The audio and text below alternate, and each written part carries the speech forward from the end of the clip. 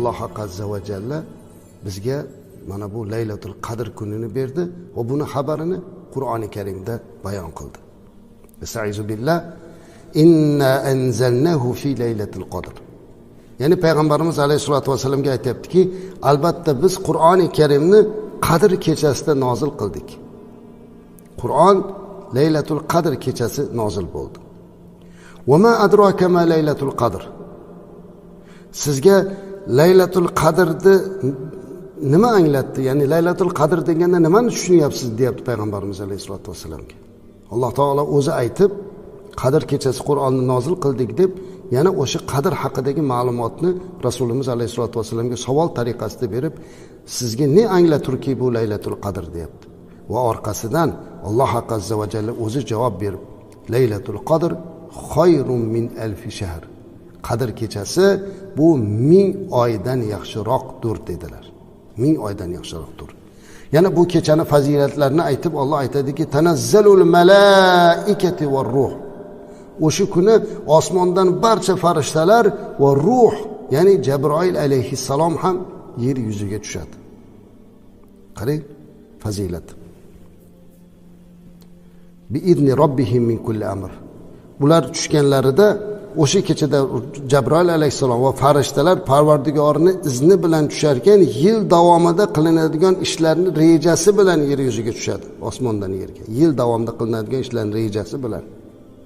U kecha tong otguncha salomlar bo'lsin. Salamun hiya hatta matla'il fajr.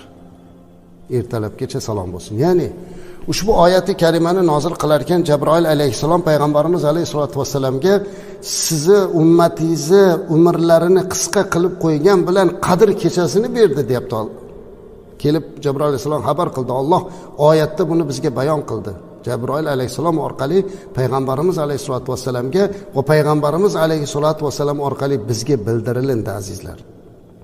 Demak, bizning umrimiz qisqa. Agar biz mana shu qisqa davrimizda har doim Qadr kechasini topishlikka musharraf bo'lsak, demak birgina Qadr kechasini topganligimiz 1000 oy ibodat qilgandan afzal bo'ladi. Ya'ni 83 yil. O'zi tasavvur qiling endi. Agar 10 yil umr ko'rganimizda har yili Qadr kechasini topsak, demak bu degani 830 yil bo'ladi 10 yilda. Ana endi o'zingiz hisoblang, agar 20 yil yashab topsak-chi, 30 yil, 40 yil topa olsak, demak biz qisqagina umrimizda mana shuncha umrda qilinish kerak bo'lgan barobar bo'lgan savobni topib olamiz. Ana shuning uchun ham Qadr kechasiga juda e'tibor berishimiz kerak. Mana Qadr kechasi o'zi asli nimasi bilan qadrli bo'ldi? Eng birinchi azizlar, Qadr deganda ulamolar har xil aytadi. Aytadilarki, Qadr deganda bu taqdir so'zidan olingan. Ya'ni o'sha 1 yillik insonlarning taqdiri rejasi bo'ladi deydi. Va yoki bo'lmasa qadrlidan ham olingan deydi. Ya'ni o'ta qadrli kecha bo'lganligini e'tiborga olinadi. Nimasi bilan? Eng birinchi shu kuni Qur'on nozil bo'ldi. Qur'on nozil bo'lishligi bilan bu kecha qadrli bo'ldi aslida. Va bu kechada farishtalar osmondan tushar ekan.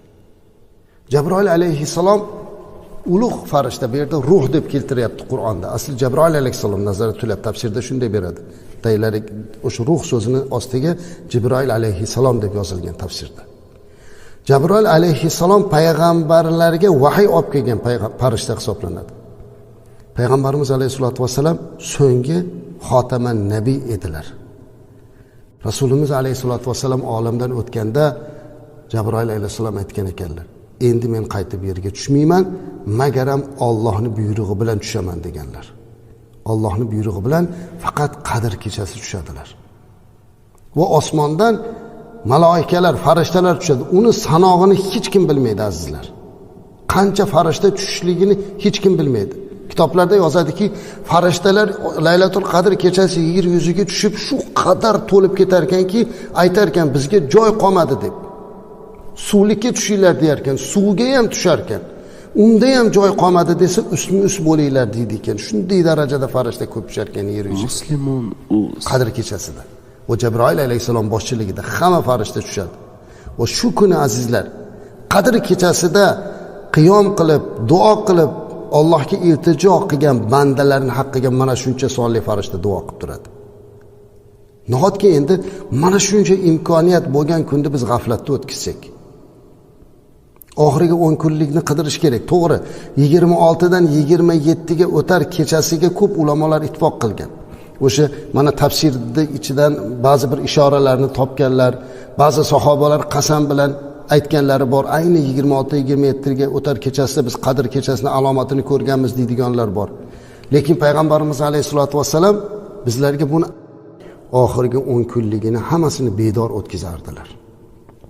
Tabiiyki, mana shu kechada bizni 1 yillik taqdirimiz rejasi qabul qilinar ekan. Mana shu kechada bizga 1000 oy ibodatdan yaxshiroq, tushunyapsizmi? Xayrun min alfi shahr. Ya'ni 1000 oy boshimizni sajdaga qo'yib turmasdan qilinadigan ibodatdan yaxshiroq savob topamiz. Shuning uchun oxirgi 10 kunligida bunga e'tibor qilishimiz kerak, shu kunlarda imkon qadar. Va albatta bu kuni farishtalar tushadi. Shunday ekan, azizlar, bunga hozirdan tayyorlanaylik. Kech qolmagan holda qanday qilib tayyorlanamiz? Birinchidan, farishtalar pokizalikni yaxshi ko'radilar. Uyingizga Alloh taoloning mehmonlari kelyapti. Hovlilarni bir tozalab yig'ishtiraylik. Pokiza qilaylik. Farishtalarni kutib olishga. Va o'zimiz ham shunga tayyorlanaylik. Qadr kechasida bir-biringizni uyingizga to'planmang deb. Nima uchun aytaman? Chunki 4 ta odam to'plandimi, dunyo so'zi gapirilishni boshlaydi. Allohning bergan eng katta mana bunday xayrli narsasidan benasiblik boshlanadi va qolaversa, agar biz 4 ta 5 ta odam to'plansak, boring ana hech narsa gapirmaymiz, faqat zikrda, duoda o'tiramiz degan taqdiringizda xonadoningizdagi ayolingizni sizni mehmon qilishlik bilan ovora qilib, ayollarimizni zikrdan, tasbihdan to'xtatib qo'yamiz. Shuning uchun Qadr kechasida ayollarimiz ham bir ibodat qilishligi uchun imkoniyat beraylik azizlar. Biroz dasturxon taomlarimizni yengillashtiraylik. Ayol kelin qizlarimizga ham oshxonaning ichida Qadr kechasini o'tkazib borishlikdan ehtiyot qilgan holda bir xonadonlarda ishtirok etib, ibodatda, toatda turishga imkoniyat beraylik. Axir ularning ham qalbida duolari bor. Ular ham nimalarnidir so'raydi, nimalarnidir Allohga iltijolari bor. Ular ham banda sifatida istig'for aytadi. Shunday ekan, Qadr kechasi kuni bizlar boshqa bekorchi ishlardan o'zimizni saqlamoqligimiz lozim va lobud bo'ladi. Undan tashqari Rasulimiz alayhisolatu vassalamning hadislariga muvofiq u zot aytadilarki, "Man qoma laylatal qadri imanan va ihtisaban g'ufira lahu ma taqaddama min dambihi" dedilar. Qarang, Imom Buxoriy rivoyat qilgan ushbu hadisda payg'ambarimiz alayhisalom kim Qadr kechasida iymon bilan, ihtisob bilan, ya'ni ixlos bilan tong ottirar ekan, Alloh azza va jalla uni avvalgi barcha gunohlarini kechirib yuboradi deb marhamat qildi. Shunday ekan azizlar, bu kechada ko'proq qiyom turishligimiz kerak. Imkon qadar ibodat bilan o'tkazishligimiz kerak. Qadr kechasida yana azizlar, farishtalar yer yuziga tushib hammasi qaytayotgan mahalda Jabroil alayhisalom aytarkan farishtalarga tong otganda, yuringlar qaytamiz deb. Hamma odamlarda shu kuni duosi qabul bo'lar ekan. Hamma duo qilganlarning duolari qabul bo'lar ekan. Gunohlari kechirilar ekan. Magaram 3 toifa insonning duosi qabul bo'lmaydi ekan. Bu birinchisi aql validayn, ota-onasiga oq bo'lgan. Ota-onasiga oq bo'lgan farzandni hatto Qadr kechasida ham mana shuncha sanog'ini Alloh biladigan farishtalar yer yuziga tushib duo qilganda ham qabul qilmas ekan azizlar. Ota-onangizni rozi qiling. Ularni bugun uzr ma'zur qiling. Ko'pchilik aytadiki, men deydi, ota-onamni deydi xafa qilmaganman deydi. Ota-onam menga qarab seni oq qildim demagan deb xursand bo'lamiz. Lekin ota-ona farzandiga qarab seni oq qildim deyishligi shart emas. Sizdan ranjib ko'zlariga tomchi yosh oldimi? Siz o'zingiz bilmagan holda oq bo'lgan farzandlar ro'yxatiga tushib qolaverasiz. Alloh saqlasin. Agar ota-onangiz sizdan ranjib yig'ladimi, siz ota-onasini oq qilganlar ro'yxatiga tushib qolasiz. Hatto men bir kitobda o'sha oq bo'luvchilar kimlar oq ro'yxatiga tushadi degan alohida ro'yxatni ko'rganman. Mana shundan bittasi ota-onasini g'iybat qilgan ham. Bilmasdan ota-onani g'iybat qilib qo'yishi mumkin, ayoliga kirib yomonlab qo'yishi mumkin. Onam bundoq qildi, otam shu kunlarda uzr ma'zur qilib oling. Ulardan kechirim so'rab oling. Otajon, onajon, bilib bilmasdan sizni ranjitib qo'ygan bo'lsam, meni kechiring deb roziliklarini oling. Va shu o'rinda men barcha ota-onalardan ham iltimos qilardimki, siz aziz ota-onalar, bag'ri keng, farzandlarni yaxshi ko'ruvchisiz. Farzandlaringizni erkalik bilan qilgan injiqliklarini kechirib qo'yinglar. Haqqiga duo qilinglar. Duosi qabul bo'lmaydigan bo'lib qolmasin. Yana duosi qabul bo'lmaydiganlardan bittasi qarindosh urug'idan yuz o'girib yuborganlar. Qoti'ur rahim, aloqasini uzib qo'yganlar. Ular ham bugun buni tiklab qo'ysin. Uchinchisi mudminul xamr, ya'ni mukkasidan aroq ichuvchi. Mana shu kunlarda ham mana shu ishni qilib turishligi o'ta og'ir jinoyat. Shunday ekan, biz nima uchun aytyapmiz? Sizni yaxshi ko'rganimizdan. Masalan, o'ylashi mumkin, nima bu domlalarimiz buni gapiryapti? Biz mo'min sifatida o'zimiz yaxshi ko'rgan narsani boshqaga ravo ko'rishimiz kerak. Shuning uchun biz o'ylardik, orzu qilamizki, yurtimizda duosi qabul bo'lmaydiganlardan hech kimi bo'lmasin. Aytyapmizki, siz ham, biz ham hammamiz bo'lishimiz mumkin bilmagan holda shu toifaning ichida. Shuni ehtiyotini qilib, hozirdan tayyorlanib, mana oxirgi 10 kunlikdamiz. Inshaalloh harakatimizni qilaylik. Qadr kechasida ko'proq duolar qilish kerak. Qadr kechasi nima qilamiz deb so'raladi ko'pchilik. Qanday nima ibodatlar qilasiz?